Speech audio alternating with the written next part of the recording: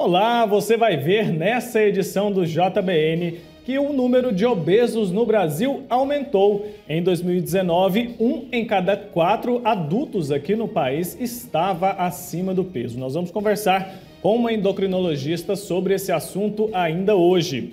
E você passa muito tempo usando o seu celular? Uma pesquisa apontou que nós, brasileiros, passamos mais de 3 horas e 40 minutos utilizando aplicativos no ano passado. E os brechós, essas lojas têm ganhado cada vez mais espaço nas tendências de moda nos últimos anos. E as irmãs da Copiosa Redenção escolheram um novo governo. Nós vamos conhecer quem vai ficar à frente da congregação pelos próximos 6 anos. E o nosso comentário de hoje é sobre o Pix. Será que esse novo sistema de pagamentos é realmente seguro? O JBN desta quinta-feira já está no ar.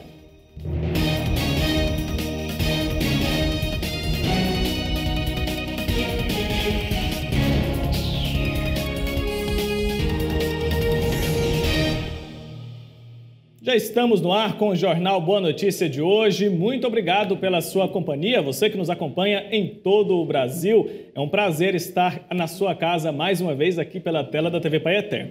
Olha só, eu quero chamar a sua atenção agora para uma pesquisa que apontou que nós, brasileiros, passamos mais de 3 horas e 40 minutos com o celular na mão em 2019. A culpa disso são os aplicativos. Tem aplicativo para quase tudo hoje em dia, né? A gente tem uma reportagem sobre esse assunto. Preste atenção. A cena de alguém mexendo no celular no meio da rua virou rotina. A culpa disso são os aplicativos. Eu tinha um problema com aplicativos no geral, usava muita coisa. Aí eu parei de usar celular, fiquei um tempo sem, agora é só rede social porque é mais equilibrado. O meu banco atualmente ele é todo virtual. Eu larguei a agência física. Ela me atende muito mais, me dá mais retorno, né? E menos gasto. Tem gente que resolveu aliar os apps ao trabalho. Hoje em dia, né, mudou o sistema todo. Antigamente você ligava para um táxi ou se não, você pegava na rua. Hoje em dia, 70% do meu trabalho é em cima de aplicativo. Dados da consultoria EPN apontaram que em 2019 o brasileiro gastou cerca de 3 horas e 45 minutos com aplicativos de celular. Um aumento de 35% se comparado com 2017, o que fez o Brasil ser o terceiro país onde há maior consumo desse tipo de tecnologia, atrás apenas de China e Indonésia. Em 2019, os brasileiros baixaram cerca de 5 bilhões de aplicativos. É um caminho sem volta. Eu acho que hoje em dia a gente não faz mais distinção do mundo real para o mundo virtual. Essas duas coisas são tão verdadeiras e afetam a nossa vida de forma igualmente potente. Eu acho que os aplicativos permeiam a forma como a gente lida com diversas coisas da nossa vida, desde mobilidade urbana, alimentação, consumo, o cuidado com a saúde. Na hora de criar um aplicativo, os desenvolvedores e designers tentam responder a uma única questão. O principal é a gente ter esse foco em quem vai utilizar o aplicativo e saber qual é o objetivo que ele vai ter ali utilizando aquilo.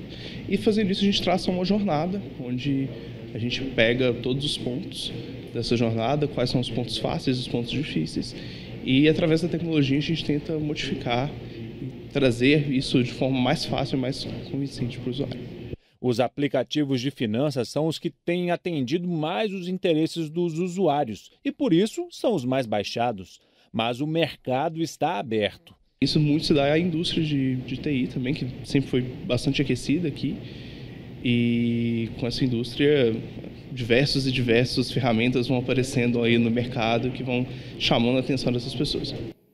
É isso aí, a tecnologia está aí para ajudar a gente, né? É muito bom a gente saber usar também, não exagerar no uso dos aplicativos. E olha só, agora a gente vai falar sobre um outro assunto que também é muito sério. A obesidade no Brasil aumentou. Uma pesquisa do IBGE apontou que em 2019, 1 em cada 4 brasileiros estava acima do peso. A gente vai conversar agora sobre esse assunto com a Mariana Santos, que é endocrinologista. Mariana, uma boa tarde para você. Esse número é preocupante, né? Sim, boa tarde, obrigada pelo convite. Eu acho que esse número chama muita atenção porque a gente sabe que a obesidade é uma doença que está associada com outras doenças. né? Então, a obesidade aumenta o risco para diabetes, hipertensão arterial, doenças do coração, alguns tipos de câncer. Então, toda vez que a gente tem um aumento do número de pessoas obesas, isso quer dizer que a gente está trazendo outras doenças também. Então, isso é um sinal bastante alarmante, bastante preocupante em relação à população brasileira. E a prevalência da obesidade entre as mulheres cresceu muito, né? Por que isso acontece? A que se dá esse crescimento? Olha, eu acho que tem duas coisas para a gente considerar. A primeira é a própria composição corporal da mulher. Então, de maneira geral, a mulher já tem mais gordura do que o homem, e o homem tem mais massa magra. Com isso, o homem tem um metabolismo mais acelerado que a mulher. Além disso, as mulheres passam por mudanças hormonais muito importantes durante a vida. Acabei de lembrar a gestação, por exemplo, que é o principal fator de risco para aumento de peso na população feminina. E a menopausa também tem um papel importante, né? A gente sabe que a mulher, quando entra na menopausa, acaba ganhando mais peso. Outra coisa que é importante no Brasil é que as mulheres tendem a ser menos ativas. Isso quer dizer que as mulheres fazem menos atividade física do que os homens. Por isso, com essa associação dos fatores hormonais e genéticos da mulher, mais a falta de atividade física, faz com que tenha mais mulheres obesas do que homens atualmente. Uma preocupação grande dos especialistas, né, que a gente tem acompanhado nos últimos tempos, é esse dado que a gente citou, ele é de 2019. Mas em 2020, a ansiedade provocada pela pandemia do novo coronavírus pode ser um fator agravante para essa situação, né? Sim, com certeza. Assim, eu vejo no dia a dia do meu consultório, muita gente está ganhando peso na pandemia. Eu acho que tem a questão da ansiedade, tem a questão que muita gente ficou um tempo parado em casa, né? Então, acabava que não fazia atividade física, as academias estavam fechadas.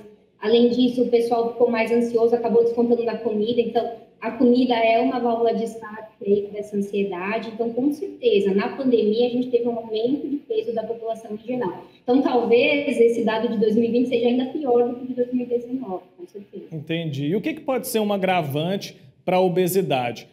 Questões genéticas, por exemplo, isso pode influenciar? Ou é só uma questão de vida mesmo, qualidade de vida?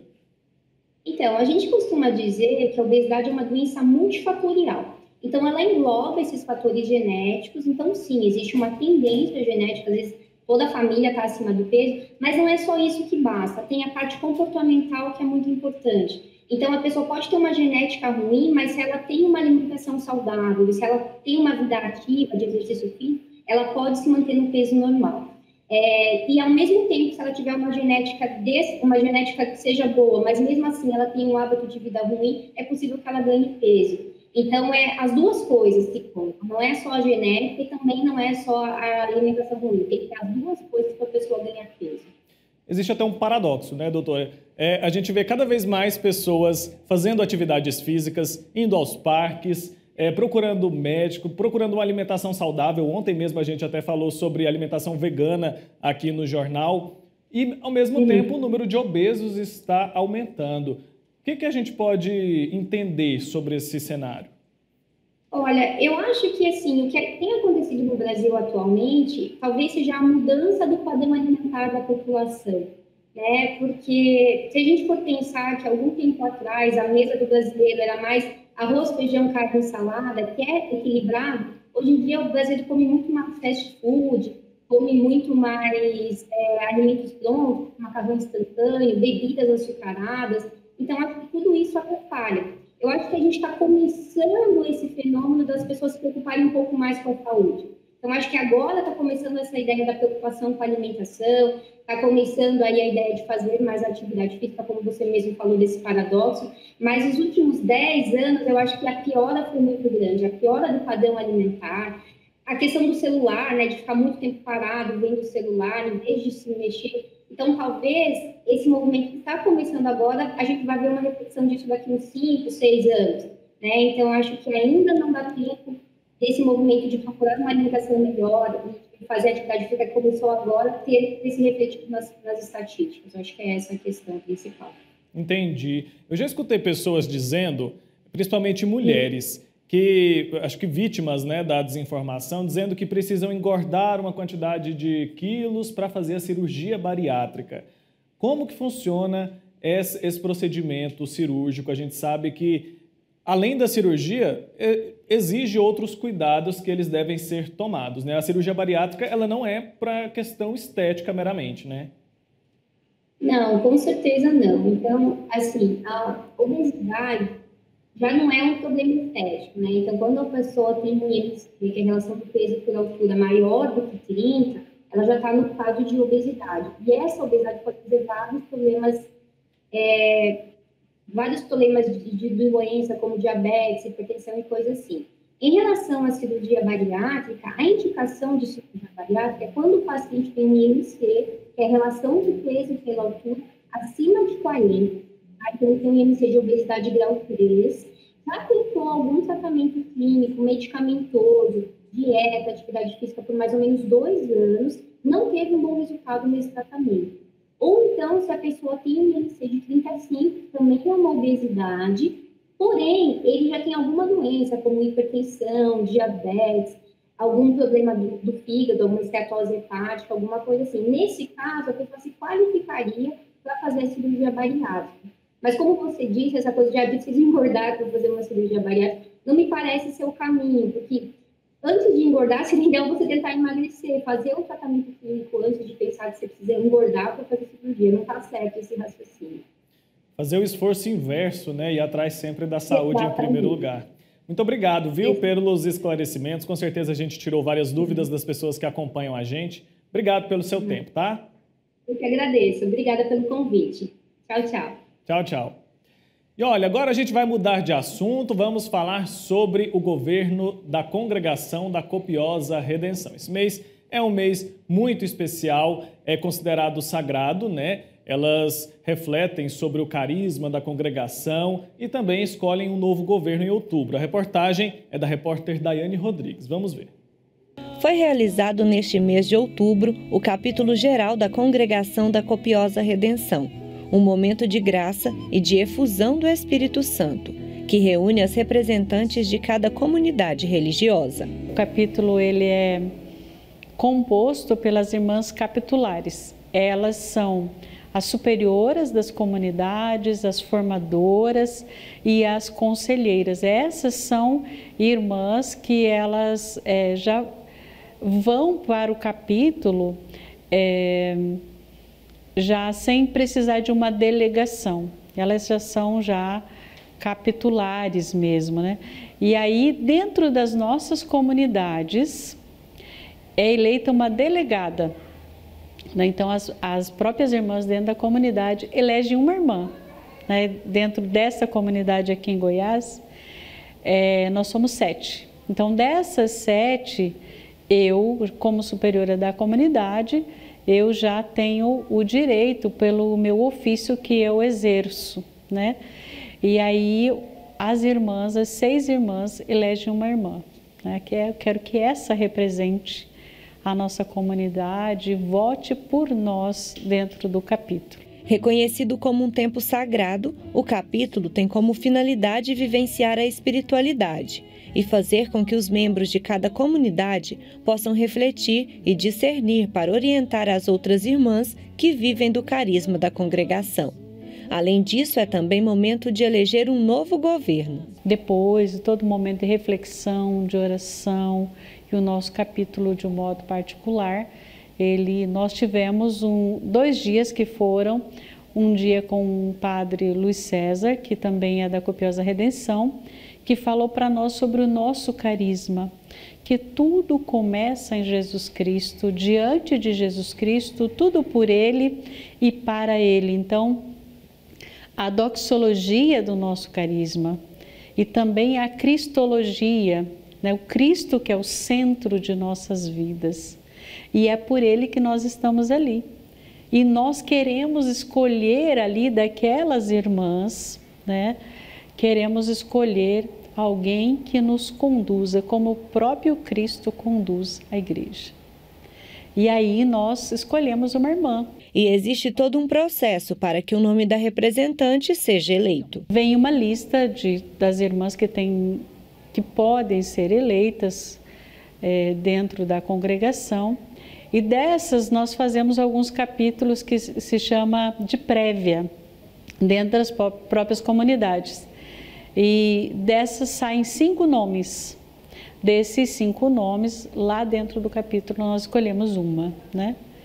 E nesse espírito de muita oração, de abertura ao Espírito Santo, nós elegemos primeiramente a Madre Geral. E ela foi eleita a Madre Tânia, que é agora a nossa Madre, e nós cremos unicamente que ela nos conduzirá a Deus. Após elegerem a Madre Geral, são escolhidas as conselheiras. Por fim, uma se torna vigária geral. Isso mostra que o capítulo é uma assembleia representativa. Para a Madre Tânia, essa nova missão vai ser um desafio que ela recebe com muito carinho. Eu acho que é um chamado de Deus na minha vida nesse tempo. E claro que existe muito medo, muitas inseguranças internamente. Mas, assim como no dia que saí da minha casa para assumir a vida consagrada, assumir a minha vocação, eu escolhi tudo aquilo que Deus iria colocar no meu caminho ao longo da minha vida. Então, nesse tempo, para mim é uma missão, mais uma missão, onde Deus me chama a servir para que Ele possa ser exaltado em todos os momentos, né? Porque Ele está no centro da minha vida. Então, eu acolho todo o meu sentimento de, claro, não gostaria, se fosse para mim escolher, mas nesse tempo eu uno a minha vontade à vontade de Deus, que eu acredito que é expressada na eleição através das minhas irmãs. Agora ela assume o compromisso de cuidar em geral de suas irmãs, principalmente no que se refere à fidelidade ao carisma e missão da congregação.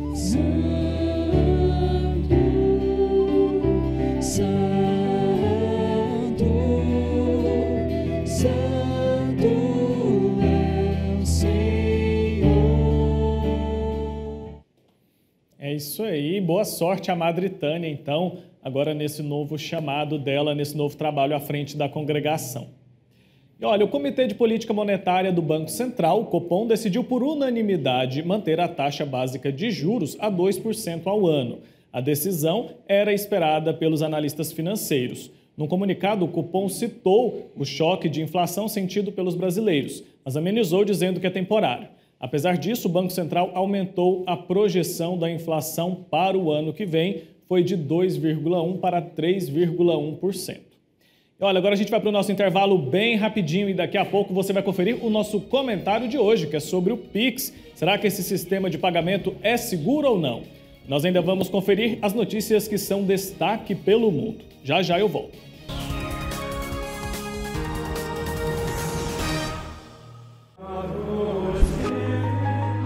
E tudo que pedirem com fé na oração, vós o recebereis. Pai nosso que estais nos céus, santificado seja o vosso nome, venha a nós o vosso reino. Ave Maria, cheia de graça, o Senhor é convosco. Creio em Deus Pai Todo-Poderoso, Criador do céu e da terra, e em Jesus Cristo, seu único Filho, nosso Senhor, que foi concebido pelo poder do Espírito Santo, nasceu da Virgem Maria. Creia no poder da oração. Creia no poder do Divino Pai Eterno.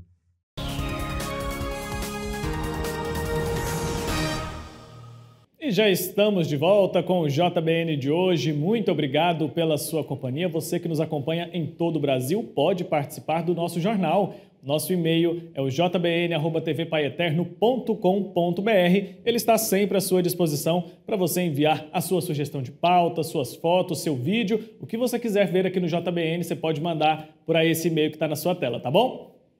E olha, após críticas, o presidente Jair Bolsonaro voltou atrás e decidiu revogar o decreto sobre a privatização de postos de saúde do SUS. A decisão tinha sido anunciada numa rede social e depois publicada em edição extra do Diário Oficial. A repórter Daiane Rodrigues está por dentro desse assunto. Daiane, explica essa história pra gente. Wilker, o assunto do momento nas redes sociais é o SUS. Isso porque o presidente Jair Bolsonaro e o ministro da Economia, Paulo Guedes, assinaram na última terça-feira, 27, um decreto publicado no Diário Oficial da União, autorizando a realização de estudos para nortear a participação de entidades privadas na construção, gestão e operação de unidades básicas de saúde. A ideia era que as unidades, que são porta de entrada do Sistema Único de Saúde, fossem incluídas no programa de parcerias de investimentos.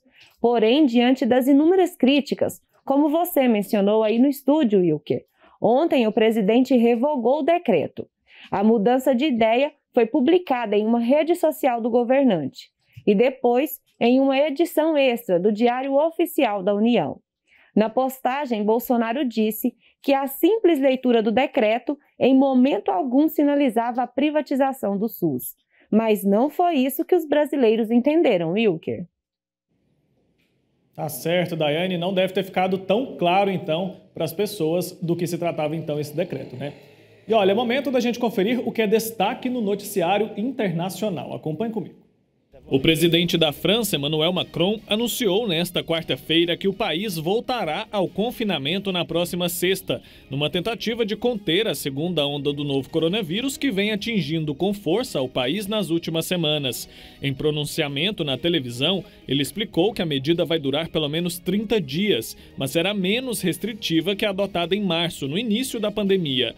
O objetivo, afirmou o presidente, é tentar frear bruscamente o contágio, para evitar o colapso do sistema hospitalar. E o governo alemão também anunciou a volta de restrições para barrar o avanço da pandemia. A primeira-ministra Angela Merkel disse perante o parlamento que a limitação de contato é o melhor e o principal meio para reduzir as infecções. Segundo ela, é fundamental que a população alemã entenda a importância de se evitar os contatos de forma sistemática, ao mínimo e absolutamente necessário. Merkel argumentou ainda que a atual taxa de infecções ameaça o sistema de saúde da Alemanha. O Instituto Robert Koch anunciou nesta quinta-feira um novo recorde diário. Foram 16.774 infecções em apenas 24 horas em todo o país. E um ataque por arma branca na cidade francesa de Nice fez 3 vítimas na madrugada de hoje. Segundo a prefeitura local, o atentado aconteceu próximo à Basílica de Notre-Dame. A unidade antiterrorista do Ministério Público francês abriu uma investigação sobre o ocorrido. E o furacão Zeta perdeu força ao atingir o sul dos Estados Unidos ontem. Apesar do enfraquecimento à categoria 2, a tempestade provocou danos na Louisiana. Moradores ficaram sem energia elétrica e árvores foram derrubadas. Segundo o Centro Nacional de Furacões norte-americano, o Zeta se movimenta rapidamente através do Mississippi e Alabama. Olha, o Pix tem gerado uma série de questionamentos em relação à segurança desde que foi anunciado como um novo sistema de pagamentos instantâneos e gratuito. Há também a preocupação com a privacidade dos gastos e possível monitoramento de transações pelos órgãos oficiais do governo. No nosso comentário de hoje, o advogado Rafael Maciel, especialista em direito digital, esclarece que não há motivo para desconfiança, já que o Pix segue o mesmo nível de segurança das transações DOC e TED. O sistema de pagamento instantâneo do Banco Central está prestes a entrar em vigor e muita gente ainda tem questionado sobre questões de sua segurança, se esse sistema ele é de fato seguro. Então é importante lembrar que o sistema Pix ele não é um sistema feito fora do sistema bancário, então ele é operacionalizado dentro da rede do Sistema Financeiro Nacional e tem o mesmo nível de segurança ou até mais segurança do que as transações de DOC e TED que são feitas hoje. E essas informações, né, são criptografadas num sistema bastante robusto de criptografia, que permite ali a segurança dessas transações e ainda assim que tem acesso a determinadas operações que o Banco Central tem acesso a saber, por exemplo, as pessoas que estão transferindo recursos, essas informações são protegidas pelo sigilo bancário, também devendo então ser tratadas de forma confidencial, não podendo ser acessadas ali sem uma ordem judicial específica. Muito obrigado, advogado Rafael Maciel, pelo comentário de hoje. E a senhora ou o senhor aí tem costume de comprar roupas em brechó? Eles têm ocupado grande espaço nas tendências de moda nos últimos anos, sabia? É que não faltam ideias para o consumo de moda mais ecológico e humano. Vamos acompanhar a reportagem. Guarda-roupa cheio é sinal de felicidade, principalmente pela origem da maioria das peças. Há 2 anos, Carol adotou o brechó como local de compra. Além de ser uma forma diferente de roupas, que é um modelo novo, e porque eu sou apaixonada por coisas dos anos 90, 80, coisas retrô, foi o que me fez buscar por brechós. E através disso, eu conheci o conceito do brechó. Eu penso na questão da sustentabilidade também, para parar de fabricar tanta roupa, sendo que tem antigas que você pode usar novamente. Algumas peças têm um lugar especial, não só no armário, como no coração dela. A blusa que eu estou usando é uma blusa de brechó, que eu comprei aqui em BH mesmo, porque tem em outros estados que a gente tem perfil no Instagram. E essa daqui eu comprei aqui, foi na Pampulha, que teve um evento lá, e eu paguei R$5. Todo mundo elogia, e eu fico tipo, pois é, R$5. A produção têxtil gasta em um ano 93 trilhões de litros de água. Além disso, emite 1 bilhão e 200 milhões de toneladas de gases no meio ambiente, o que é uma grande preocupação. Nos últimos 15 anos, a produção de roupas aumentou quase 50%. E apenas 1% de tudo que é produzido é reciclado. E essa preocupação com o meio ambiente é um dos fatores que tem aumentado a procura por brechós, mas não o único. É um público antenado, um público consciente, um público que entende de moda, que entende de tendência e que quer fugir do convencional. Uma pesquisa feita nos Estados Unidos apontou que até 2028 o mercado de roupas usadas por lá movimentará 64 bilhões de dólares, superando o mercado fast fashion. Isis Valverde, Grazi Massafera e Thaís Araújo são algumas das famosas que dizem comprar roupas de brechó. E a cada dia, mais pessoas estão aderindo a essa moda. Eu acho que começou a crescer mesmo em Belo Horizonte.